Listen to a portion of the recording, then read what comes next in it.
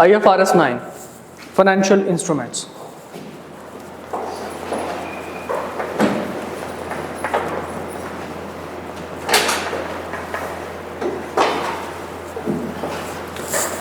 ये स्टैंडर्ड बेटा बहुत इंपॉर्टेंट है, और अगर मैं बात करूं तो इनिशियली ये मतलब पिछले से 2 अटैम्प्ट्स पहले ये फाइनल का हिस्सा होता था एडवांस्ड अकाउंटिंग का, सीफैप का, और उन्होंने फिर बाद में इसको कैफ लेवल में रिपोर्टिंग टू में डाल दिया। लेकिन ये बेसिक लेवल का यहाँ पे है, एडवांस्ड लेवल का यहाँ पे नहीं है।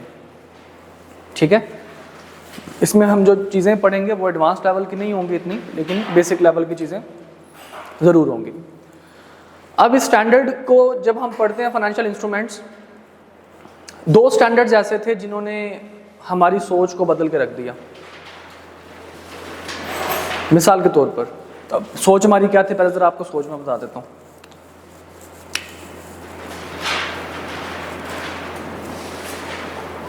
डिबेंचर क्या होता है?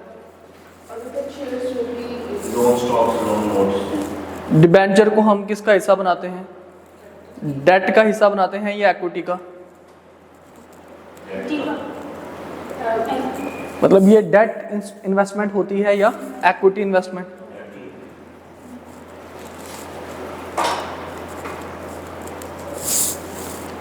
क्या होती है ये, डेट इन्वेस्टमेंट या इक्विटी इन्वेस्टमेंट? ये नॉर्मली हम इसको क्या पढ़ा करते थे बचपन से अभी तक? डेट इन्वेस्टमेंट, क्योंकि डिबेंचर है ना, मतलब अब डिबेंचर हमने इशू किए हैं, हम कहेंगे जनाब डिबेंचर जो है वो आप इसको वापस हमने करना है पैसा, तो ये हम बचपन से इसको क्या बनाया करते थे? Debt instrument investment. अब एक स्टैंडर्ड आया जिसका नाम था IAS 32। ये इसमें सारी डेफिनेशन लिखी हुई है। इसने आकर बताया कि भाई साहब अब आपका जब दिल करे आप किसी को डेट इन्वेस्टमेंट और इक्विटी इन्वेस्टमेंट सिर्फ ये ना सोच के ना कर दे कि बस ये डिबेंचर तो डेट है तो शेयर तो जनाब इक्विटी, ऐसा कुछ भी नहीं। उसने आगे बताया कि भाई साहब डेट इन्वेस्टमेंट यानी कि जो आपकी जिसने आपके डेट इन्वेस्टमेंट का पार्ट बनना है वो इस कैटेगरी में फॉल करेगा तो डेट इन्वेस्टमेंट होगा, और इस कैटेगरी में फॉल करेगा तो इक्विटी इन्वेस्टमेंट में होगा। ठीक है, तो पहले हम बगैर सोचे समझे क्या कर देते थे, इसको डेट इन्वेस्टमेंट डिक्लेयर कर देते थे। अब ऐसा नहीं होगा, अब हमें कैटेगरी देखनी पड़ेगी कि क्या इसके अंदर वो ऐसी खूबियां हैं जो मतलब ये बने डेट इन्वेस्टमेंट या फिर इक्विटी इन्वेस्टमेंट का पार्ट। क्लियर? तो फिर इसके साथ ही हमारे पास इनकी अकाउंटिंग करने की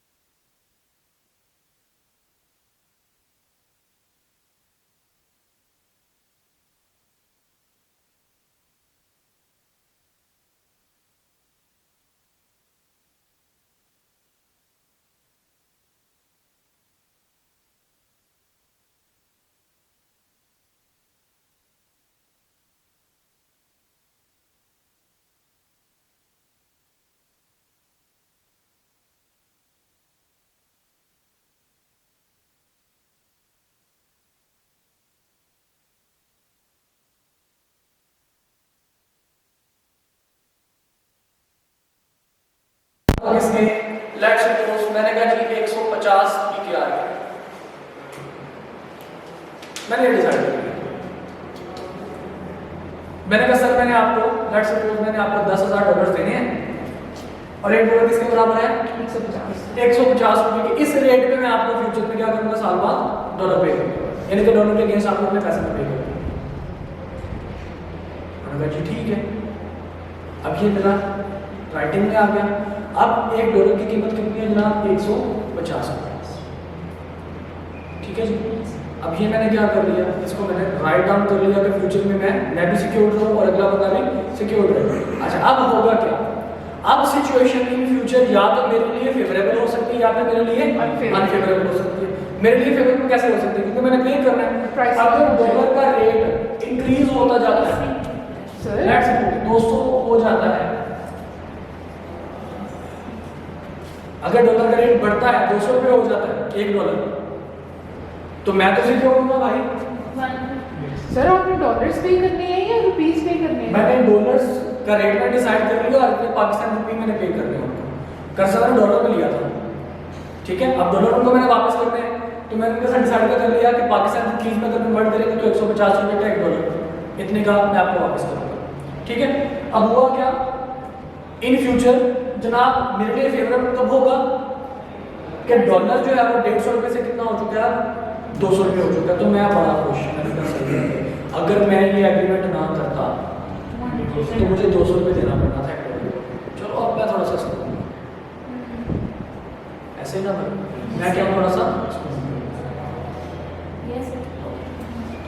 मेरे लिए सिचुएशन क्या बन गई, फेवरेबल।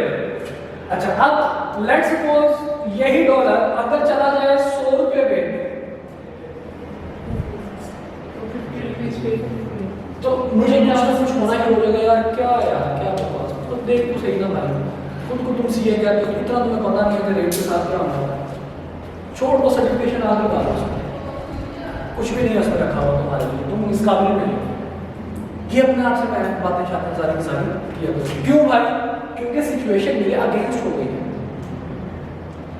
ठीक है।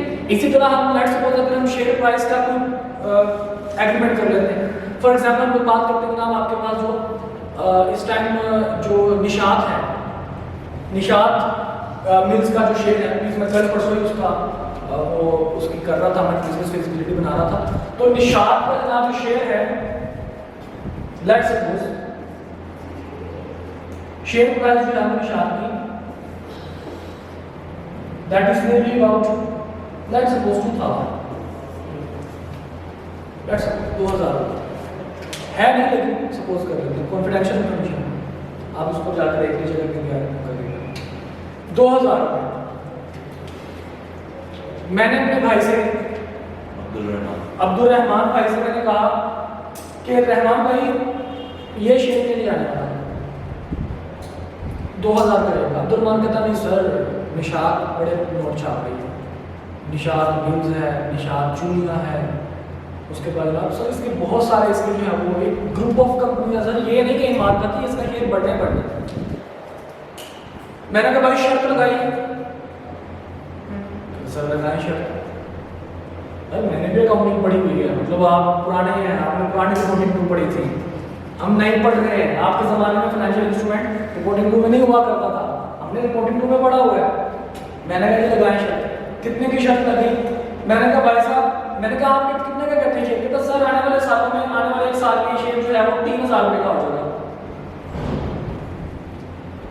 शर्त लग गई, क्या लग गई? बैठ कितने की? 10,000 रुपये।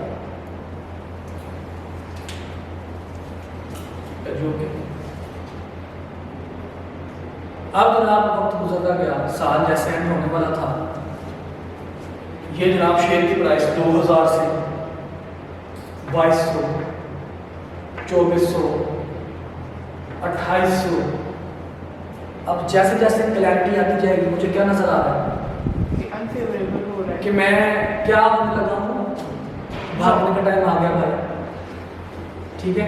मैं हारने लगा, भागने का टाइम आ गया, बेट हार जाऊंगा मैं, क्लैरिटी हो रही है।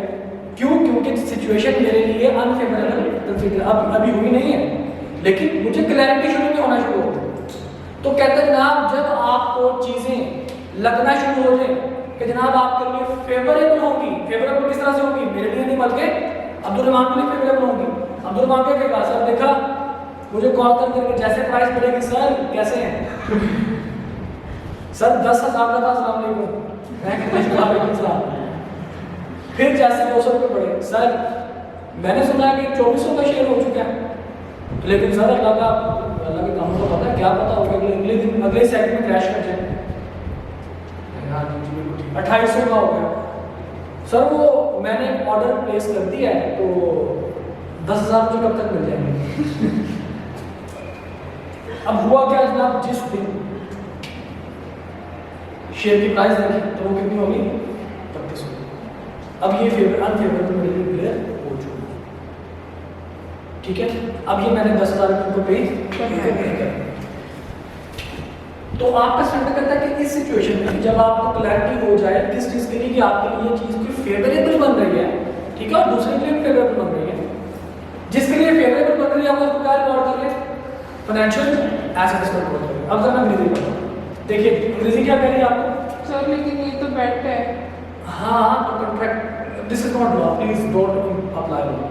सर लेकिन उत्तर स्पेकुलेशन नाम सुना आपने जिंदगी में कभी, टैक्स पढ़ा है, टैक्स पढ़ा है, टैक्स में स्पेकुलेशन बिजनेस पढ़ा है, पढ़ा ना बिजनेस, उसके ऊपर टैक्स पे करते थे हम। नो सर, पास है टैक्स, स्पेकुलेशन बिजनेस पे टैक्स पास है, ये बताओ। पास है सर, कंग्रेचुलेशंस। स्पेकुलेशन बिजनेस के ऊपर हम टैक्स पे करते हैं पुत्र, हम उसको इनकम फ्रॉम बिजनेस का ही हिसाब बनाते हैं, लेकिन अलग सेगमेंट के साथ। अल्लाह का खौफ करो, तो this is also speculation as well. अच्छा एनीवेज, तो कहते हैं आप कॉन्ट्रैक्चुअल राइट, आपने एग्रीमेंट कर लिया, कॉन्ट्रैक्ट कर लिया, ये देखिएगा एचएफ की मैं बात कर रहा हूं, ठीक है। कॉन्ट्रैक्चुअल राइट किस चीज का, टू एक्सचेंज फाइनेंशियल एसेट्स और financial, to exchange financial assets or financial liabilities with another entity under condition that are potentially favorable to the entity। कि जनाब आपने क्या करना है, जो फाइनेंशियल एसेट आपने कोई रिसीव करना है या किसी दूसरे बंदे को आपने फाइनेंशियल लायबिलिटी डालनी है, किस सिचुएशन में, कि कंडीशन इस तरह की हो कि आप बोलोगे कि जनाब सिचुएशन आपके हक में है, ठीक है जी, जो वाकई इवेंट जो हो रहा है वो क्या हो रहा है, वो आपके लिए फेवरेबल है, ओके। तो अगर आप इसको कॉन्ट्रैक्चुअल राइट इसको कॉन्ट्रैक्ट में लेके आते हैं, तो वो कॉन्ट्रैक्ट जो कि आपके लिए फेवरेबल बनता है वो भी आपके लिए क्या बन जाएगा, फाइनेंशियल एसेट। क्लियर, समझ आ गई बात। सर ब्लू चिप कंपनीज अपना शेयर इतनी जल्दी बढ़ा देती है, कौन सी कंपनी, ब्लू चिप कंपनी जैसे बड़ी बड़ी कंपनी है। देखिए आपका जो ये जो कंपनीज है ना, ये अपना शेयर खुद से तो एसेट नहीं बढ़ाते हैं, लेकिन उनके जो शेयर होल्डर्स हैं वो बहुत कमाल के बंदे होते हैं। आप स्टॉक मार्केट में जाएं तो आपको दो तरह के बंदे नजर आएंगे, bull and bear.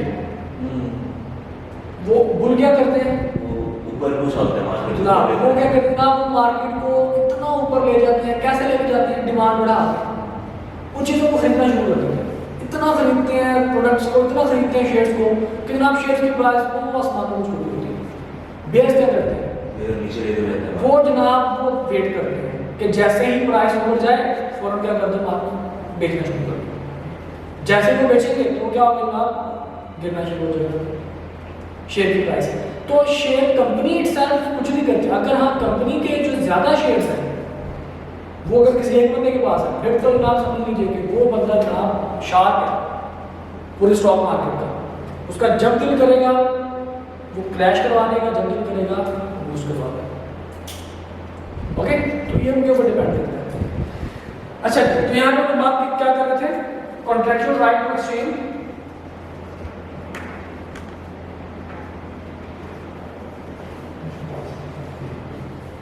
To exchange financial asset और financial liability in favourable condition.